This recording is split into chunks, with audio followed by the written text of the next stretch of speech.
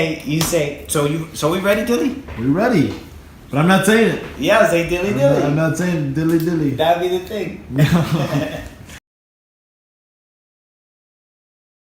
3 minutes to tell them 3 tips on how to what?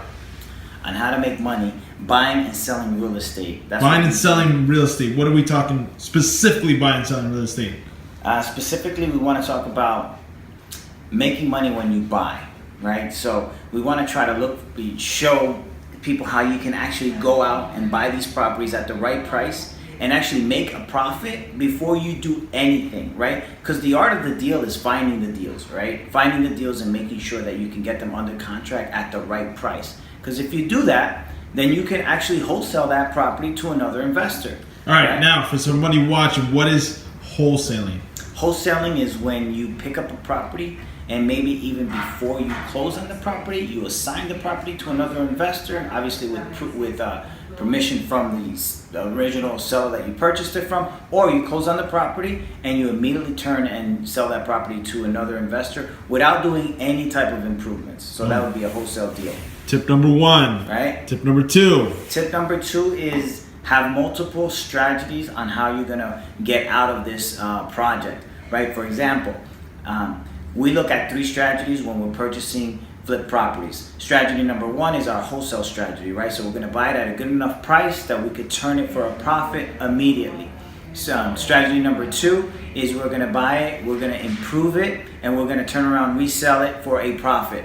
And then strategy number 3 is we're gonna buy it, improve it, and keep it in our rental portfolio. When we're looking at these projects, we're looking at it has to meet at least 2 of those 3 criteria in order for us to go ahead and pursue this project. Boom. Now, tip number 3, because that was tip number 2, but 3 strategies. Now, what's tip number 3? Tip number 3 is don't over leverage the project or don't over improve the project. We see a lot of times where investors go in, they'll purchase a property, and they'll want to make it like their dream home. Except they don't forget that they're going to sell this property to another purchaser, and it has to be within the market value.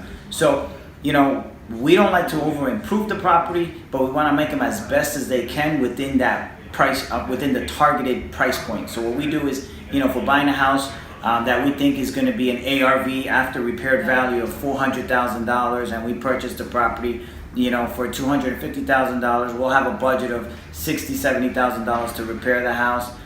We want to stick to that. We don't want to spend $100,000 on that house, and then all of a sudden now we have to push the sales price a little bit higher, because then it'll be above and beyond what our comparable sales is. So, and then over leveraging the properties, we don't want to we don't use hard money, but often a lot of investors do, and they'll borrow money for the acquisition and also for the renovations. And when they borrow the money for the renovations, then they go above and beyond what they needed to spend.